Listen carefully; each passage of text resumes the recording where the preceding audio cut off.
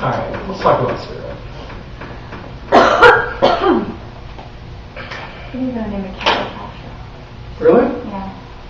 I have 5 cats in mine, so. Name them all. There you go. Yeah, you have no connection with Natasha at all. No. There you go. Alright, well, I'll show you. Show you spirit. You always think about the 4 elements. The traditional one is like, oh, they're pointing upwards, they're pointing towards heaven, they're good elements. That's just means you're a master of the elements. Yeah. And flipping it means that the element. Look at me. I'm a pentacle. Yeah. A microcosm and a macrocosm. Nice get in her head. The Vinci Code did get some things right, and that was one of the things they got right. That's my mother. Hi, Mom. I'm at a Wiccan meeting. I missed church today for that. Scored another win for us. And if I could do that now too. Yeah, pretty good. So spirit or akasha, the idea is that you have these 4 elements, you see them as mundane elements, but spirit is the other end of that spectrum of duality. Let's see. We talked about, manifestation and the archetype and things like that. And one way you can view spirit is the archetypal nature of all 4 elements. Sure. Another way to mention it is that interwoven energy that is through all the elements. Depending on your school of thought, there's plenty of different ways to see spirit. But spirit is, no less important than the other 4 elements.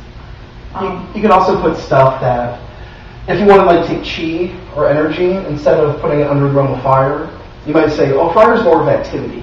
It's more motion, while chi and metaphysical energy, that's more of spirit. But does everyone know what we mean by chi? Yeah? Okay. Just check. So you put chi up there. You can also put quantum, want to go super crazy with quantum magic and quantum reality, stuff like that. Alternative reality. Here, we'll do it. Here, I'm going to pull it up. So let's say I take numbers, right? Let's take that there. -1, -2, 1, 2, 3. Or then I can have, everyone know the concept of I? The square root of a negative number? Oh, yes. You have I, so I can have I, then I can also have negative I. What the fuck does that mean?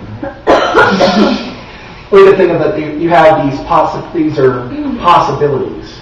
That these aren't numbers anymore, but they're potentials for numbers.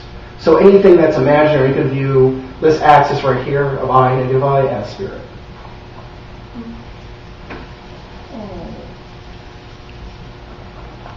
I was feeling Michael J. Fox at the end. Yeah.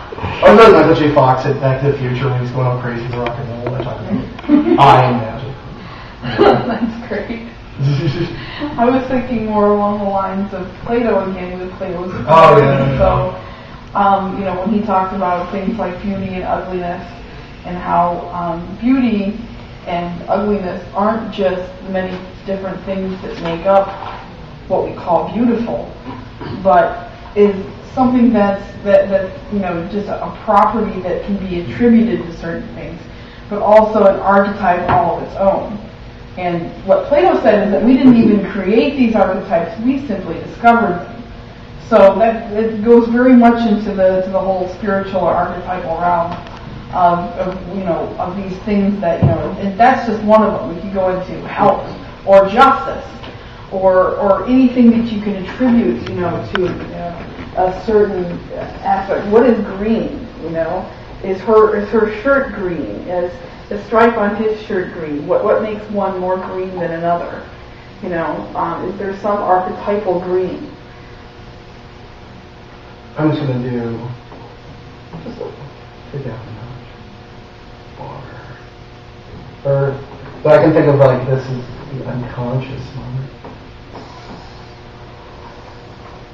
Well, you've got, because when you think of the 2 pentacles, a lot of people, there's a lot of stigma, especially of that, the inverted pentacle, and a lot of Wiccans or neo-pagans will say, well, we don't use that one. Sure. And stuff like that. But really, what it is that, you know, when you get back to the duality principle and everything like that, you know, when you've got the upright pentacle, you also do have the inverted pentacle. And there's uses for both of them, and neither one are evil or good, you know, unless you think about their usefulness.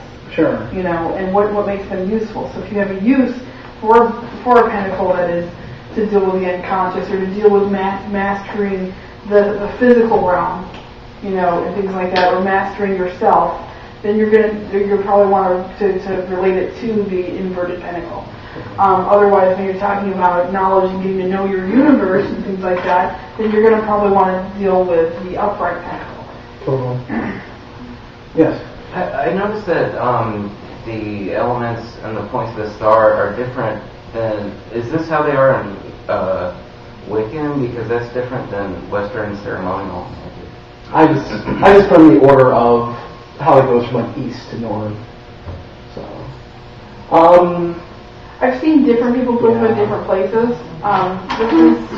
I've seen Wiccans do this more than like ceremonialists. The reason this makes sense to me, I'll show you why. When you think about kind of like, you know, like dualities or opposites within the elemental spectrum, you're going to think about earth and fire being opposites, and therefore they're the opposite sides of the pentacle.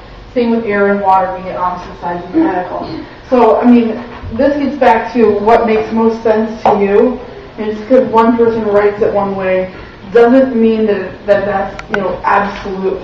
You know, this is a good way to do it if you want to see those as opposites. But if you have another way that makes more sense to you, use it. Also in ceremonialism, you have the elements. The element order switches upon which element you're invoking, because you use the 5 pentacles to invoke the elements. So that, like, if you're invoking the water, this is actually the water pentacle, water pentagram, not anything, because I'm invoking. I think water would start here. It was the water one because I'm invoking the water. In ceremonialism, it's like this would be invoking, like starting up here, going down. That's invoking, but banishing, you start down the corner and you go like you're banishing. So, and some people when we talk about quarters and elements, you know, we'll talk about pentacles, but most Wiccans won't use like the strict elemental pentacles for invoking and banishing. Just because it's like we already have the pentacle in our mind, we already seen it as a symbol of magic. And it's simplified.